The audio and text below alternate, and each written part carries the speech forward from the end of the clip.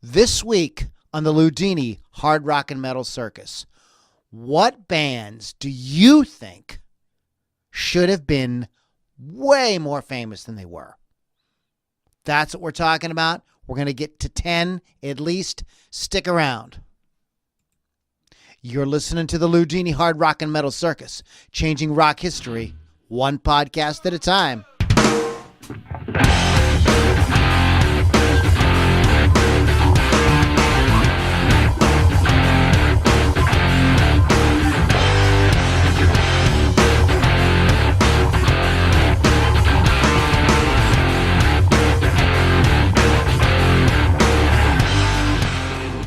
Everybody, welcome back to the Loudini Hard Rock and Metal Circus. My name is Lou Lombardi, a.k.a. Loudini, and we are going to be doing it tonight.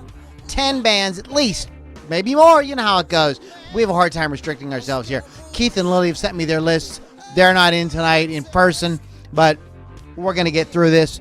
Bands that should have been way more famous, and you guys know this. You know, you bought those albums, you go, oh, this is so good. I can't believe what a great record this is, and then it doesn't go anywhere. And you're like, what the fuck's wrong with people, right? Well, all right, we're already explicit now. I have to check that off. I already said the F word.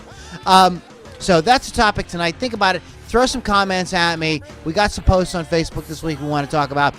Do me a favor. Share the podcast right now. Hit that share button. Sharing is caring. This is how you can, in the most basic way, show that you support great guitar-driven rock, hard rock, and heavy metal. Just hit that share button. Let the world know, because we're going to be playing some cool bands tonight. Albany Down, Flying Joes, Reign of Z, Strangelove. We've got a whole thing going. We'll play a little bit more music this week than we normally do. Hey, Chris Thunderwolf Dodson, good to see you, buddy. So chime in with your with the bands you think should have been way more famous. Let's do a little podcast business real quick. You are listening to the Loudini Rock and Roll Circus, Hard Rock and Metal Circus, Rock and Roll Circus. And you can go to LoudiniRockandRollCircus.com to get all your Loudini needs met there. Get some cool merchandise. There's a lot of cool podcasts there. You see the ones you like. Again, don't be afraid to share them around. If you want to dig a little deeper, you want exclusive music, exclusive video, exclusive conversation, you want to get on post-podcast planning sessions and things like that, go to loulombardimusic.com/inner circle and check that out. This way you can get into my inner circle group. It's a really cool community of people that are really enthusiastic about great hard rock and heavy metal, and you can check that out at loulombardimusic.com/inner circle. All right, we got a lot of good stuff for you guys tonight. Got some really cool music. So we're going to go ahead and get started. Before we get into tonight's topic, go ahead and throw me some comments about the bands that you think should have been way fucking bigger than they really were. All right. And in the meantime, we're gonna jam out to something. This is a band. It's a Pittsburgh band that I absolutely love. I got to be a VIP guest at their CD release party this year, and it was a lot of fun. One of the highlights of 2018 for me. And I love this. Anthony, you guys are freaking awesome. Woody, you guys are fucking awesome. I love you guys. This is a band called Silk Nine, Knife in My Back, from the album Retribution on the Loudini Hard Rock and Metal Circus.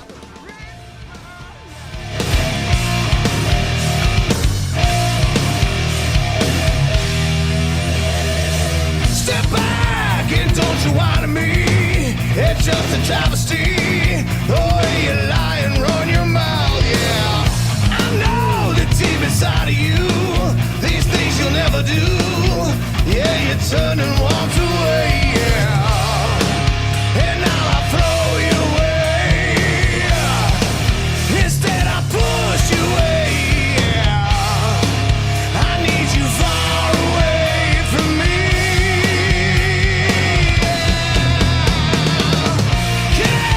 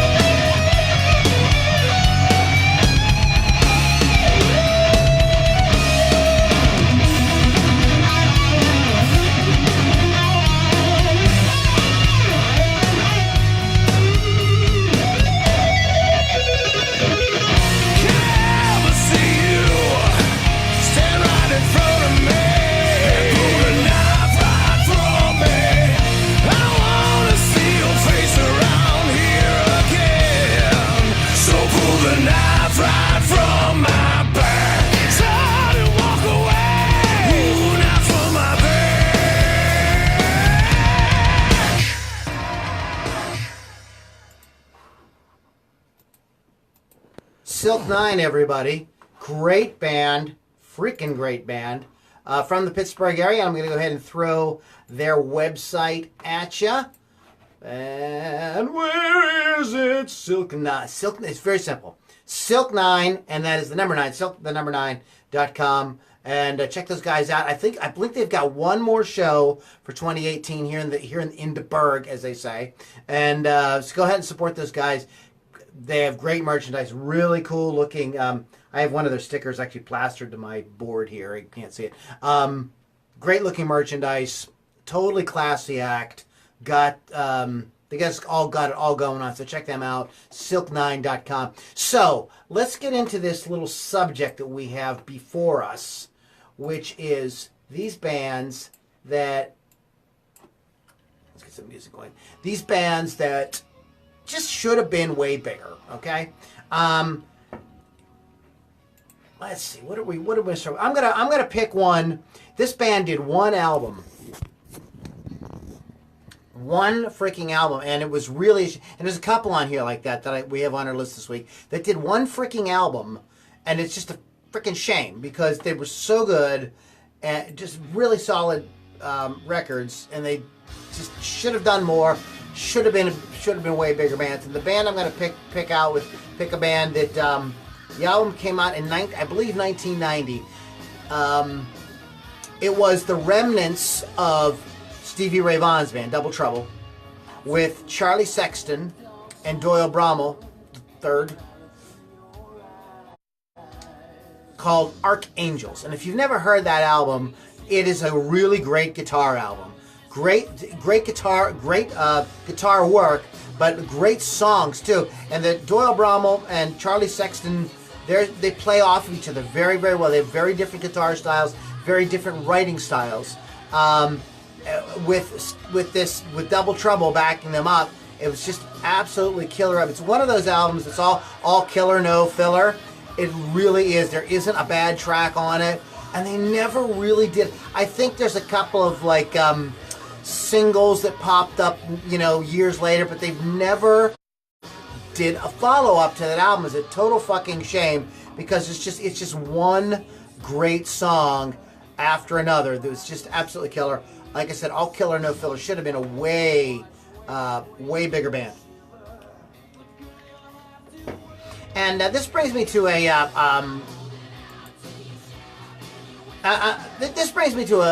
topic is relating to why some bands they're awesome, but they don't kick in. It just never kind of breaks. And I think sometimes it is the band's fault.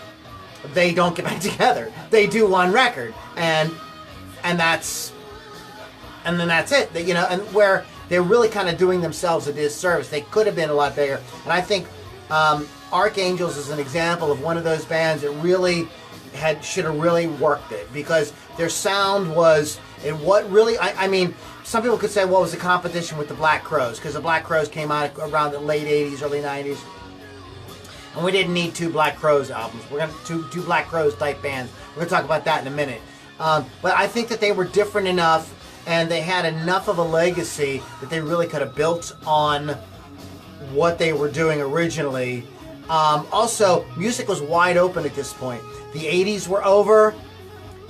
We hadn't quite hit the grunge thing yet, but there were some other cool acts that were kind of in that sort of blues rock kind of thing that were sort of floating around, and I think that they could have ridden a wave and kept on putting in great music. I'm going to pick another band that I think is very similar to Archangels that actually went on and did more records, but did not break as big as they should have, and that is Big Head Todd and the Monsters. Big Head Todd. If you don't know Big Head Todd and the Monsters, you don't know what you're missing. Another great band, one album after another, great songs, cool guitar work, not the showy 80s type guitar work, just very tasteful stuff like Archangels. A little more soulful, a little more alternative than bands like the Black Crowes that were more straight ahead blues rock, but still had a cool blues rock sound. Band should have been way bigger. They did put out multiple albums, and this brings me to another reason why I think some of these bands did not break as big as they could have. And this is something that happens in the music business. If you guys have read any of the old school music business books like the Platinum Rainbow and stuff like that, the industry only has so much bandwidth for certain things. There's only so many spots on the radio. But what happens with sometimes is if there's a band that has a distinctive sound that's already kind of breaking, bands that are perceived to have that might be competing with that audience won't get promoted. Let me give you a good example. The Black Crowes released Shake Your Money Maker and then followed up with Southern Harmony Musical Companion and just exploded. Became a really, really huge band. Post the 80s rock, kind of like, they didn't really do the grunge thing, they were kind of blues rock, but there were bands at that time that were doing similar stuff that did not get their fair share, like Cry of Love. So arguably a band like Cry of Love was not going to get as much love from radio, from MTV, from those outlets because, well, we already have a band like that. They're called the Black Crowes. And so it's perceived that there's only so much bandwidth that people can handle for certain sounds. And so our sort of blues rock, Stonesy kind of throwback band was the Black Crowes. So there's no room for Big Head Todd and the Monsters and Cry of Love and some of these other acts that were kind of doing that thing. So this is a very common thing, and it is a thing that is decided by the industry. People in the industry, they look at these bands and they say, man, we can't really do much with these guys because we're already doing these guys. This happens over and over and over, especially in the old industry, and especially in the industry of the 70s, 80s, and 90s. The new industry is a little bit different. I'm going to talk about that in a little bit here. But so far, I'm going to say bands like, I'm definitely going to say Archangels. And sort of in that sort of vein, I'm going to say Big Head Todd and the Monsters and Cry of Love. Great bands. One of the reasons I believe that they didn't really get their due, A, Archangels didn't do any follow-up, and B, the Black Crowes showed up. You know, the Black Crowes and Archangels kind of were contemporaries of each other, and it would have been interesting to see them fight it out, to see who would have had dominance. I have Archangels is a great album, and if you haven't heard it, I highly recommend that you get it. ARC Angels. Go check it out. I think you guys will really dig it. We're going to switch it up a little bit. We're going to go a little bit on the heavier rock side. And this is a band that is way more current. And that is the band Wolfmother. Wolfmother is an awesome band. If you don't know Wolfmother, you need to check them out. Great, heavy, blues-based rock band. But, you know, we have Rival Sons. Rival Sons is also kind of on my list as a band I would love to see become a lot bigger. But Wolfmother is a kick-ass band. They're way more contemporary. They're within the past 10 years. Great blues, heavy rock band in that Zeppelin-esque thing. It looks to me, though, like Greta Van Fleet is really going to claim that sound, but we don't know yet. So, if you don't know Wolfmother, you definitely want to check out Wolfmother. Killer band. Let's talk a little bit more about the industry. The industry... Let's talk. I mentioned radio, okay? So let's talk about this. Corporate radio, corporate media, corporate TV, corporate radio. There's only so much room to put a band out, to promote a band. It's unusual that a band is going to occupy all, spots on the top 10 or on the top 5. That's unusual. That's happened. I'm sure we could look back through rock history and find out instances where that has happened. But that's not really fucking common. That's kind of a rarity. So, for all intents and purposes, there's only so much room on the radio. So, there's a lot of bands that came out at a time when there were other bands that were really big at that time, and they could not get their due because there just wasn't enough room on the fucking radio. And I think a band that fell victim to that is a band that I absolutely love, and I just saw them recently. It's a band called Big Wreck. Again, if you don't know Big Wreck, you need to check them out. Big Wreck, their singer, guitar player, can sing like Chris Cornell, and he can play guitar like Jimmy Page. Sick. Unbelievable shit. And you would when you listen to their music and you think about the 90s, the Eric, you go, why weren't these guys fucking huge? And it just was not, in the cards. There just were other acts happening, like Soundgarden, like Stone Temple Pilots, like all the other alternative bands that were really big, Pearl Jam. Just wasn't going to happen. Although they would have fit perfectly. Just wasn't going to. They made a little splash, but they should have been a lot bigger. We are going to play another band. And we're going to come back and talk a little more. And we're going to talk about you guys. I see some people chiming in. And we're going to let's give a few shout outs before we go to a break here. We've got Douglas Phillips says, hi, Mary. Titus is watching. Mary Wall is watching. She says, hi. Nick Reese. Replying to Brandon Scott Hanks, indeed a band is a band. Douglas Lynn Phillips saw Wolfmother on Conan O'Brien. Joyous Wolf. Brandon Scott Hanks says. So we got Brandon Scott, Raven Dodson, what's up? Chris Thunderwolf. At the beginning, Brandon Scott Hanks mentioned Tremonti, and that is Mark Tremonti's act.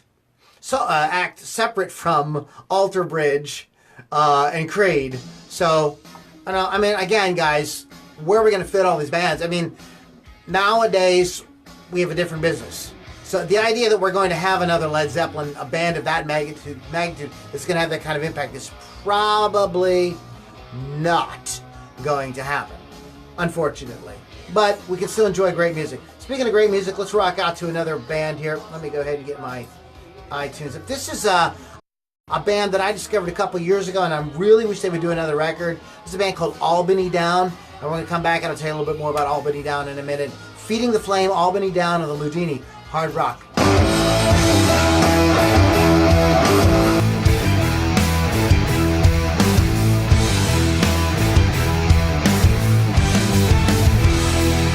Well, I tried so hard to learn right from wrong. I found my way, but the road's been long. And I'm sure I've hurt some people as I go.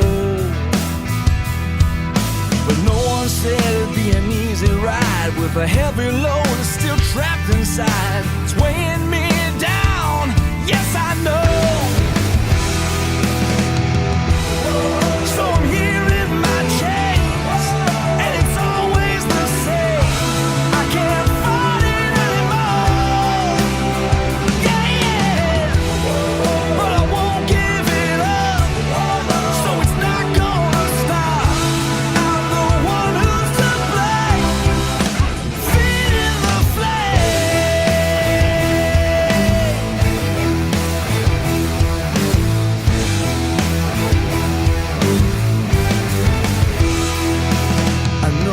not the way it's supposed to be. I didn't choose this life, you know it chose me. I did my best, but there's so much that I missed. So I gave up getting all the things I lack, and for every step I take I stumble back. Getting burned by fire I can't resist. So I'm here in my chains, and it's always the same. I can't fight it anymore. Yeah, but I won't give it up, so it's not gonna stop. I'm the one who's to blame, feeding the flame.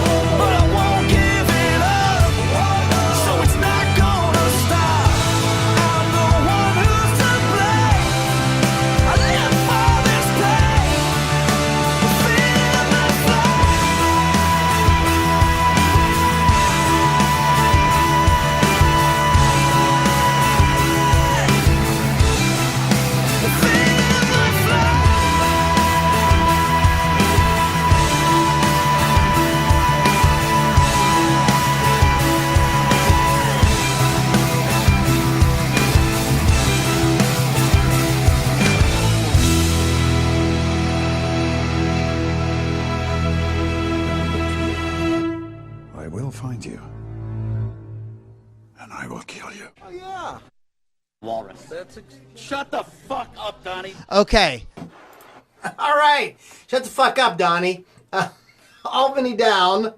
And we're going to go ahead and give you a little bit of Albany Down background. Or as they say in Pittsburgh, background. You guys can go to albanydown.com. Check those guys out. British hard rock band. I had a chance at had the privilege of writing a review on Blues Rock Review for those guys for their album. It's killer. So go check them out. albanydown.com. All right, guys. So we are counting down. We're talking about bands that should have been way bigger. And it's just a goddamn shame. Just a goddamn shame that these bands just were not absolutely huge. So before we go too much farther, let's talk about the ladies a bit. Right? Hello, ladies. Let me do this real quick. Hold on. Okay, so we are talking about the bands that should have been way, way, way, way bigger. Sorry, I didn't have my microphone armed. Arm the microphone. This is what happens when I don't have my band with me. So have to. So we're talking about bands that should have been a lot bigger. Speaking of bands that should have been a lot bigger, let's talk about the ladies.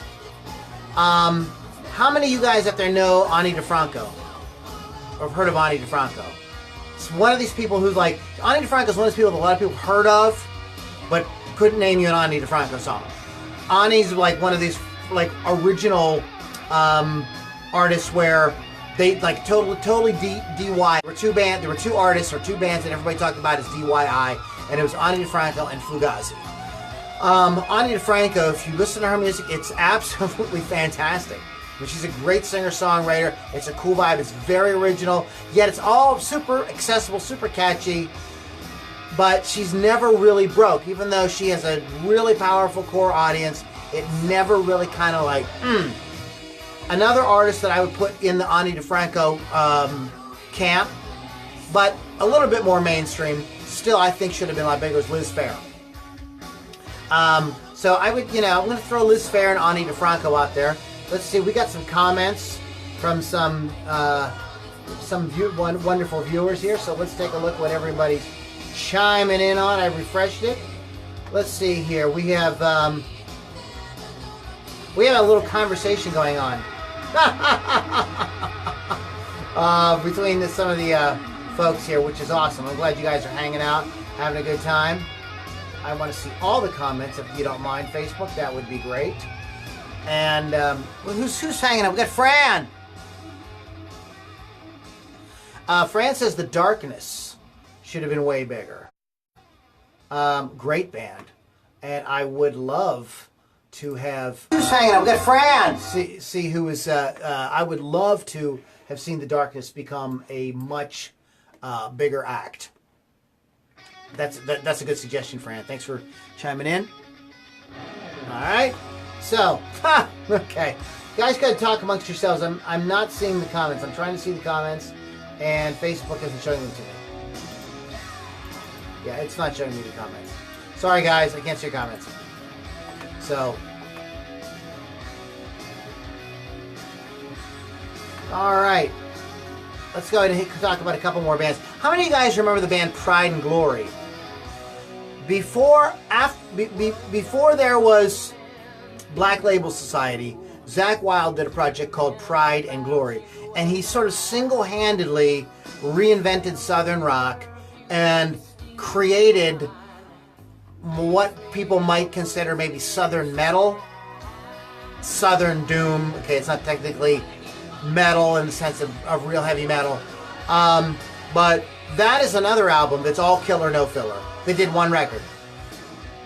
I was really bummed when they did not follow it. Black Label Society is Black Label Society's music is very similar, except it kind of loses a little bit of that country stuff. And, when he does his solo albums, he gets it, like Book of Shadows and stuff like that, he dabbles more in that. Pride and Glory is a kind of mix of, like, kind of what he ended up doing with his solo stuff and what he ended up doing with Black Label.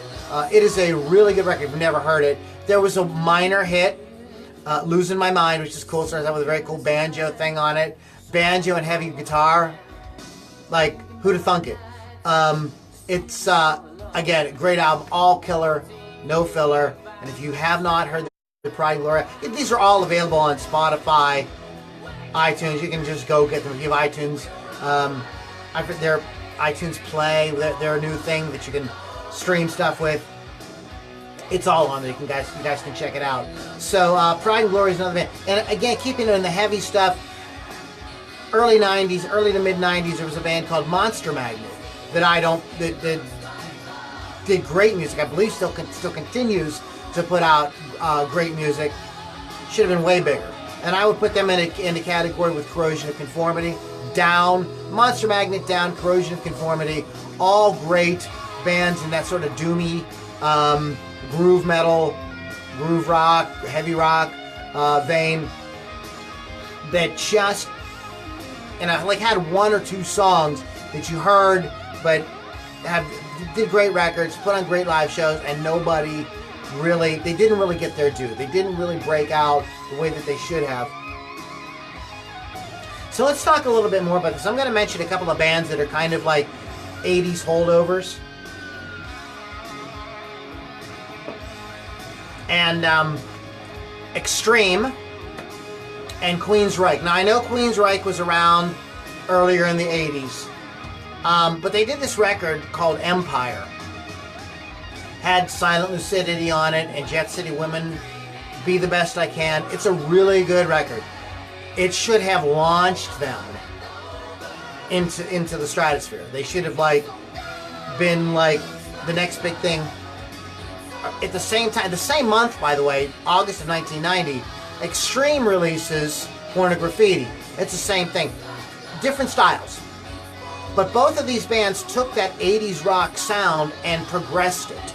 Queensryche by more sophisticated songwriting, still super accessible. In some ways, Empire is more accessible than Mindcrime, and actually it is.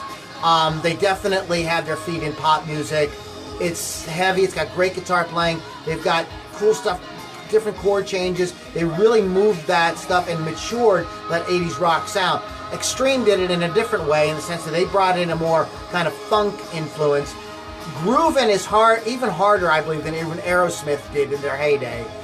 With songs that had kind of social consciousness to them, which I felt was very timely. And but done with tongue-in-cheek. There's a lot of sardonic humor and sarcasm and sort of tongue-in-cheek things that on Pornograffiti that were very, very cool. And the songs are all super fun. And yes, More Than Words and Wholehearted were big radio hits, but they never really went beyond that. They never really blew up. And if you've not heard either one of those albums, you should go back and check them out, because it is absolutely. They're both absolutely smoking records. And when those records came out, I bought them almost immediately. I ended up getting them just about as they came out. And I remember just thinking, this is absolutely incredible. I think this is where music is going. And 6 months later, a band you may have heard of called Nirvana releases Nevermind. That happens, and it was like we took a giant eraser and erased everything that happened before Nevermind. And some of these bands that I felt could have been on the cusp of doing something really, really fucking cool, they just got pushed to the side because it still, in people's minds, sounded like that old 80s music, and we have something new now. So some of these bands, like Queensryche and Extreme, in my opinion, just did not get what they really deserved. It just and this goes to another reason why this happens sometimes.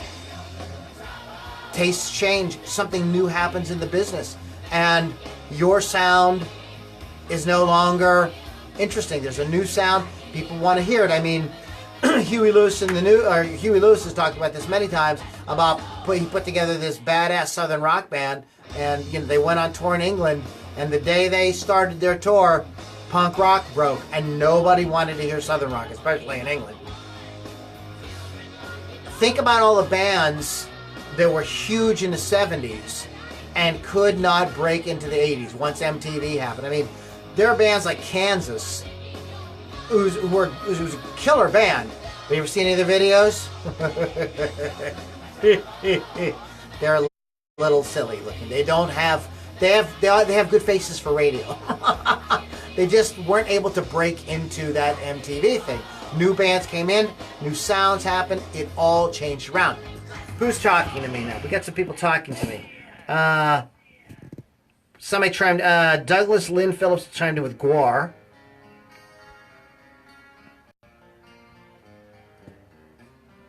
Yeah, Chris Thunderwolf Dodson says he saw Queensryche last year and they kicked ass. They're a great band. Killer band. I preferred the classic lineup, of course, but killer band. And see, that's what, again, it doesn't have anything to do with it. I mean, and that's the thing with all these bands on our list tonight, are bands that are killer bands. Of course they're fucking killer bands. But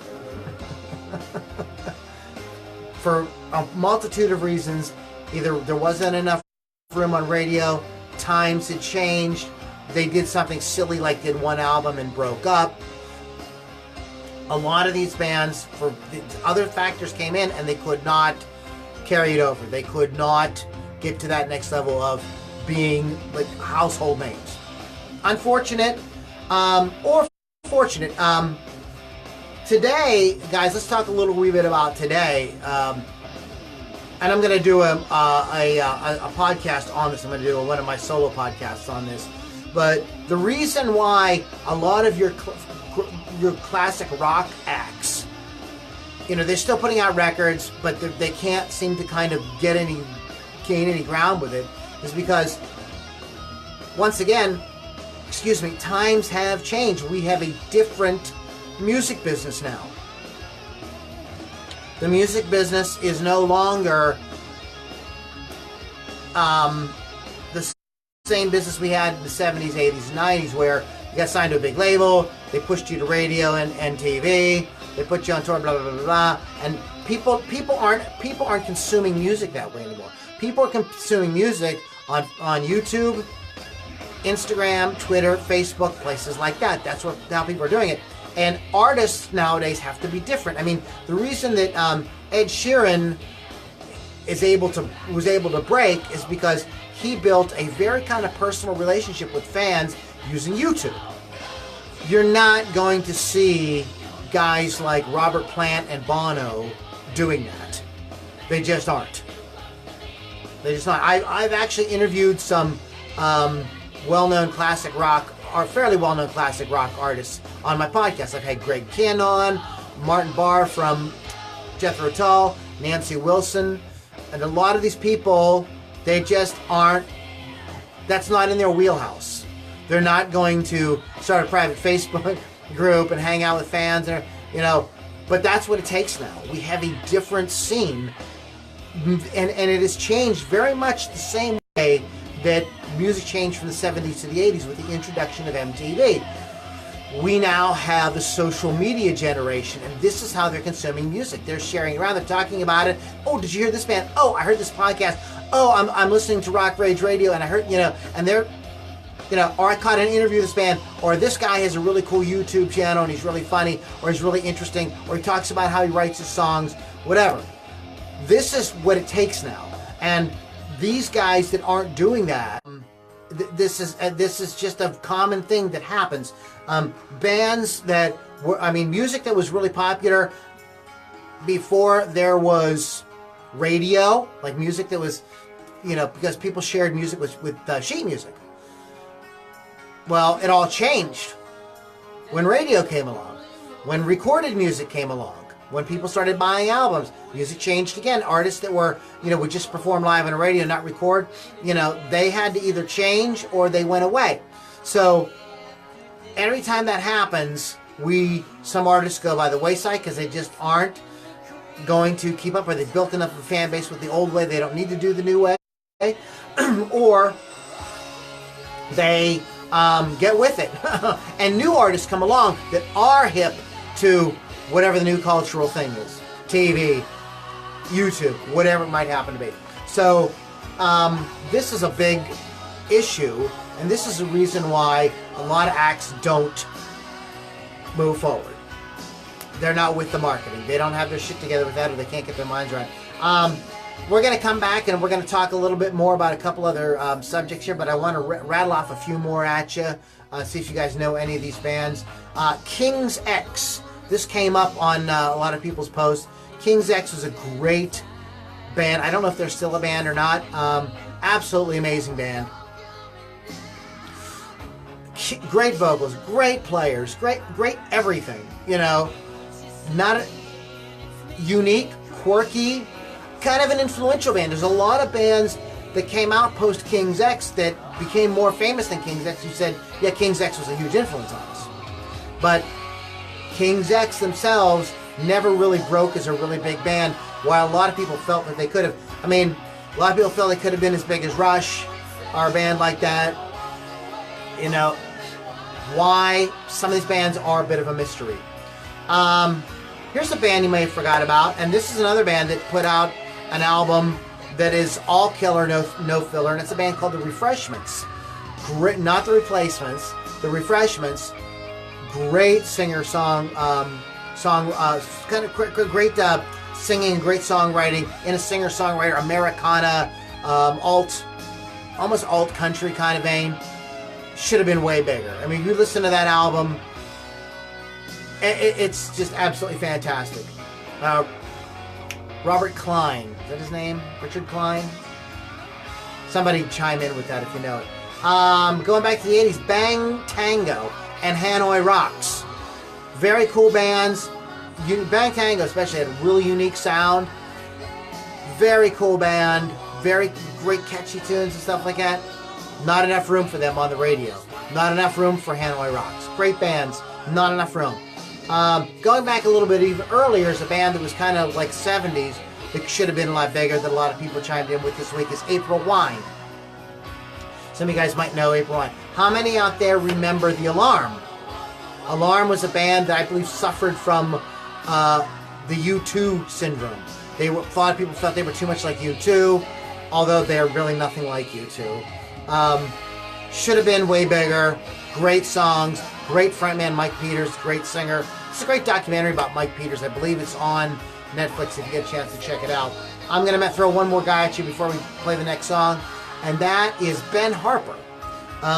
Ben Harper is a singer-songwriter, guitar player, great rock musician.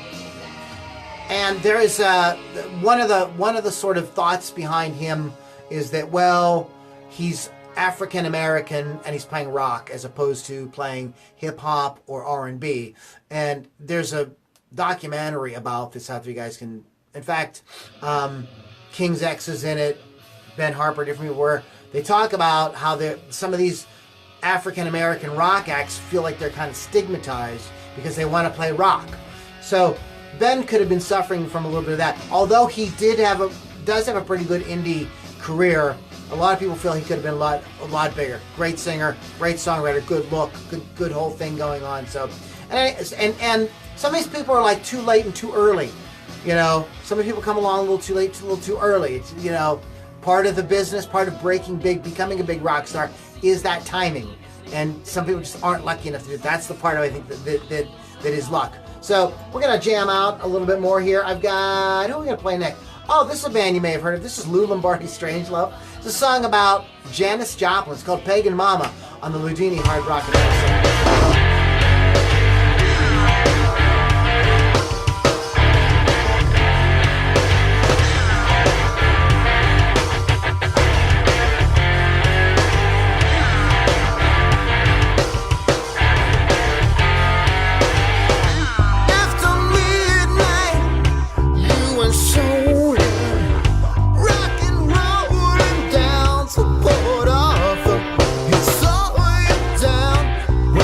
You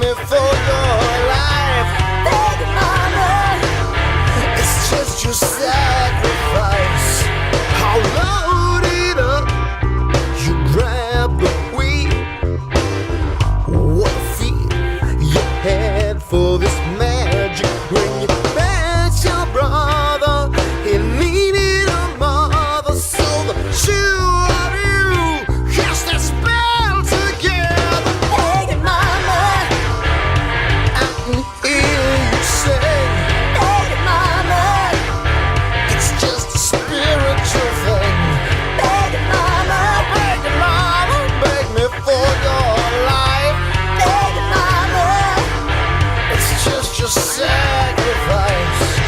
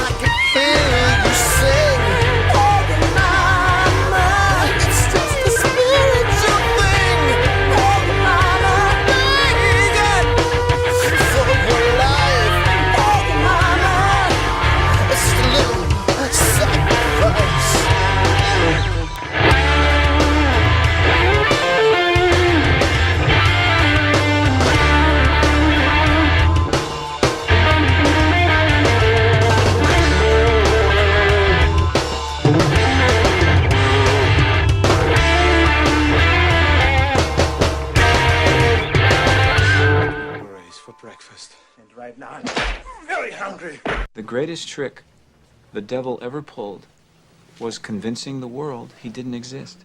What we've got here is failure to communicate.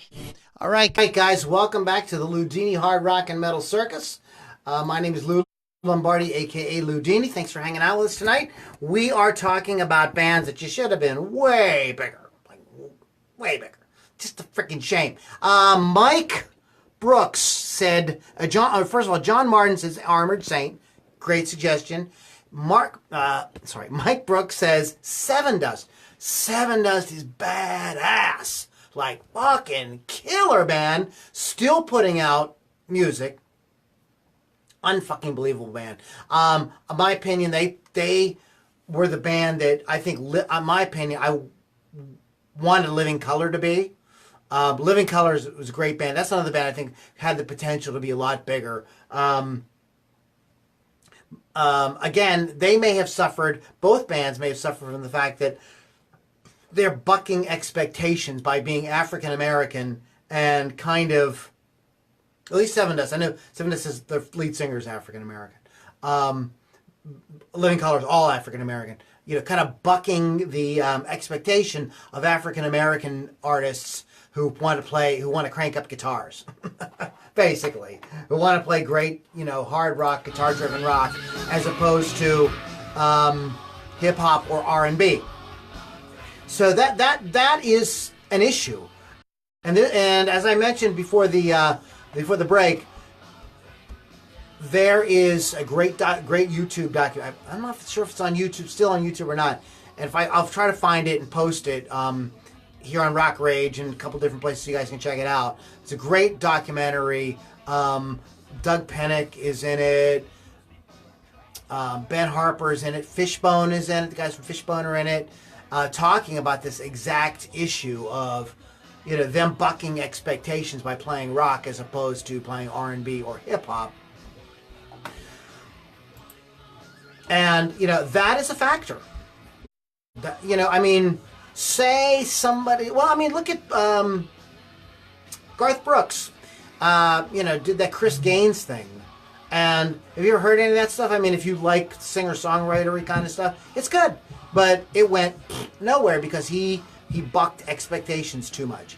If you think about it, what would happen if Luke Bryan put out like a hard driving alternative rock album. I'll tell you what, let me give you a good example of somebody that did a very cool album where they bucked expectations and people absolutely hated it. And Kenny Wayne Shepherd. Kenny Wayne Shepherd is known in the blues community as a blues guitarist in that Stevie Ray kind of vein. But he did an album that's an alternative rock album where he did the singing. I think, personally, my favorite Kenny Wayne Shepherd album. But people were like, no fucking way. Fans hated it because he bucked expectations. So sometimes when a band is bucking expectations too hard, they're going against their niche or whatever, they're going to have a problem. It's unfortunate. It would be great if everybody just accepted everybody and let everybody do what they want to do and everybody can be successful. Unfortunately, it doesn't work that way. Tom Proctor said, Shedhead is with you guys. Tom Proctor, Shedhead is with us. Tom Proctor, Shedhead is in the house. Appreciate you chiming in there, Mr. Tom Proctor. We're going to hit a few more, and then we're going to change it up for tonight. Then we're going to be done with this this bit that we are doing. A couple more that I have on my list. Jet. You guys remember Jet? They were out around the same time as The Darkness, Fran. Early 2000s band, really good rock band. Eventually broke up. They made a little splash, but they were a really good rock band. Just catchy songs. Their album, again, is all killer, no filler, good stuff. Here's a kind of obscure band that sort of reinvented themselves a bit. A band from the late 80s called Thunder, which had a kind of AC/DC-esque sort of vibe. And they morphed a little bit to have a little bit more of a blues, because they brought in a horn section later on and did some great records. Here's a band that look. Maroon 5, cool band. But the band that I felt did Maroon 5 better than Maroon 5 is Jamiroquai. And I think Jamiroquai should have been Maroon 5. In my opinion, a way better band. Like, all around. Just way better. Just absolutely one of the most smoking outfits in that. I mean, they're like a disco band I like. And that's a lot of people who like rock, even though they don't like disco, will say, yeah, but I like Jamiroquai. They don't like disco, but they like Jamiroquai. And Jamiroquai does disco good.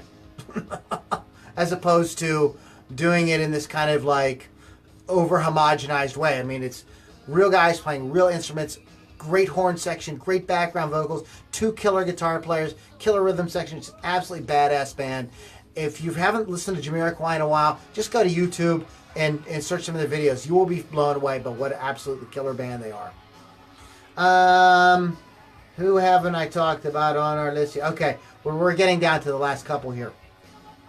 I'm saving one for last. There's one. You know what? In fact, I should do this real quick. Lily sent me her. Lily's sick, but she did send me a few that she was thinking of, and actually one we're listening to in the background right now. But she picked Bang Tango, which we mentioned, Wild Side, Hanoi Rocks, Venom. That's actually, if you Google it, Venom is one of those things. Was one of those bands that's on a lot of people's lists on the internet for bands that should have been a lot bigger. When I did this research for this, I discovered a lot of bands that I ended up really fucking liking. That I had not, I hadn't heard of for this. And so let's go ahead. Let me see if I can find my. Hopefully this will take me somewhere and where there's not a bunch of ads and it won't be obnoxious. Oh yeah. This band we've played on the podcast before. The Four Horsemen. If you haven't heard the Four Horsemen, check them out. Mind Funk. Paw. Cool band. Prong. Tad is another band. T-A-D is a band that's on a lot of people's list. Very cool band. Warrior Soul. That showed up a few times. So this just a few from that thing you may have heard of called the internet. I don't know. And here's one that was on my list, Lily's list, and Keith's list. I'm going to say that for last. The band I'm going to mention first is a band that probably none of you guys know. They did 3 albums, absolutely killer band.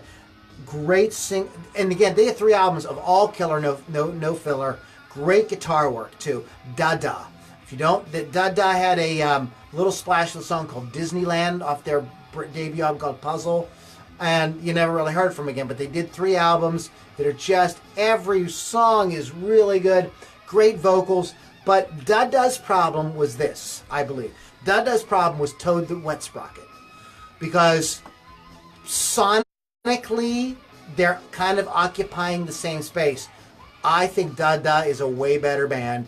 Power trio with an absolutely smoking guitar player. A little quirkier, a little more interesting, a little more jammy.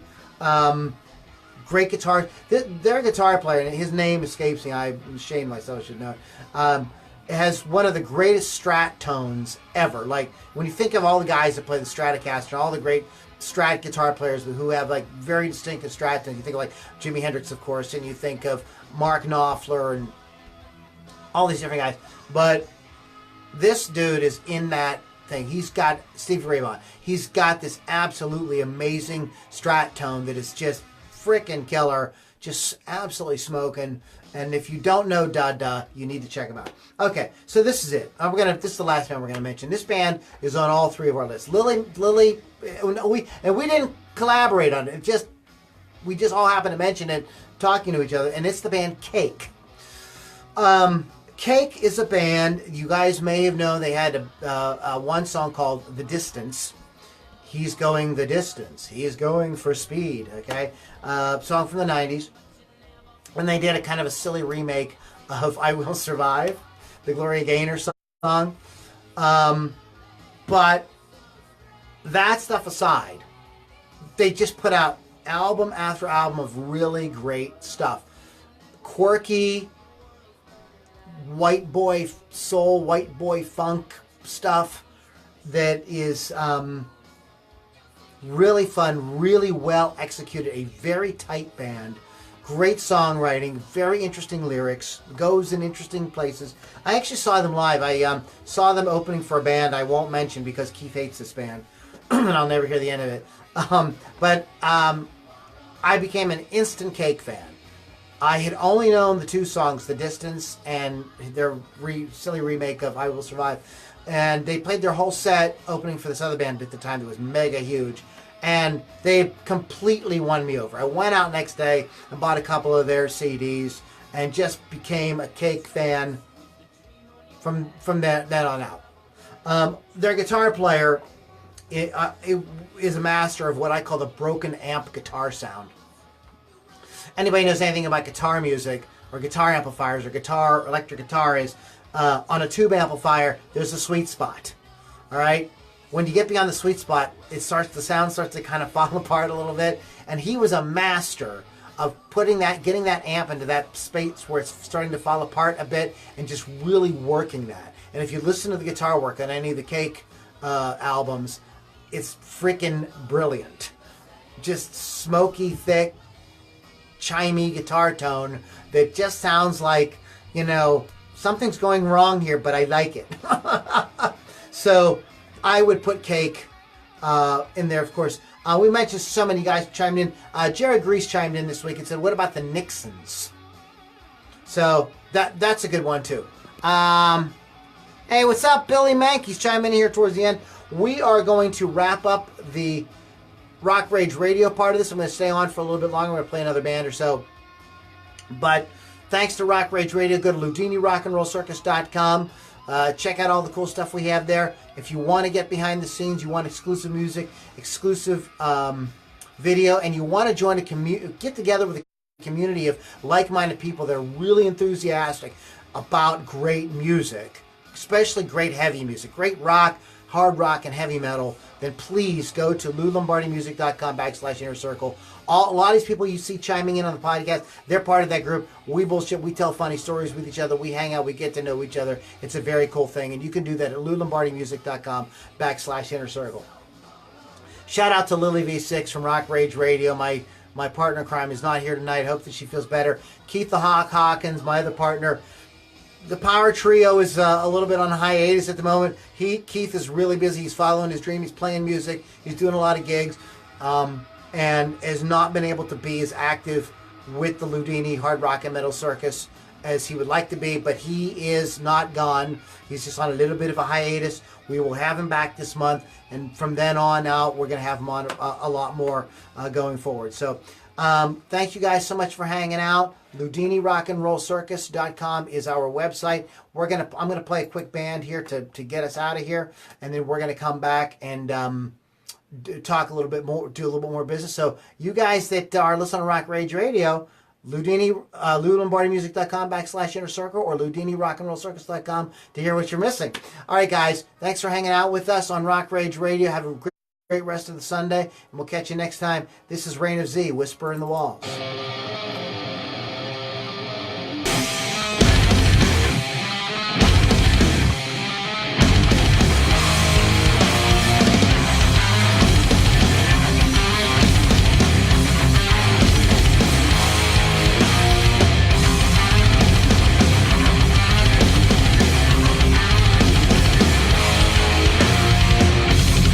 No, you don't want this, and I don't need this. And every time I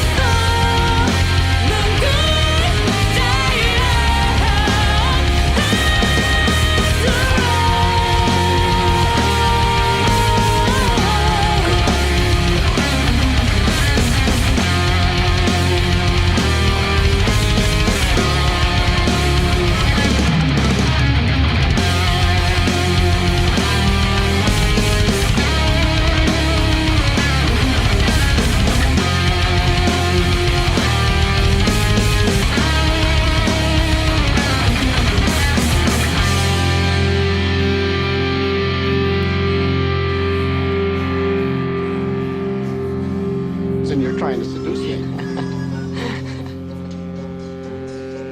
Aren't you? Was it over when the Germans bombed Pearl Harbor? Hell no! It's just been revoked. Open the pod bay doors, Hal.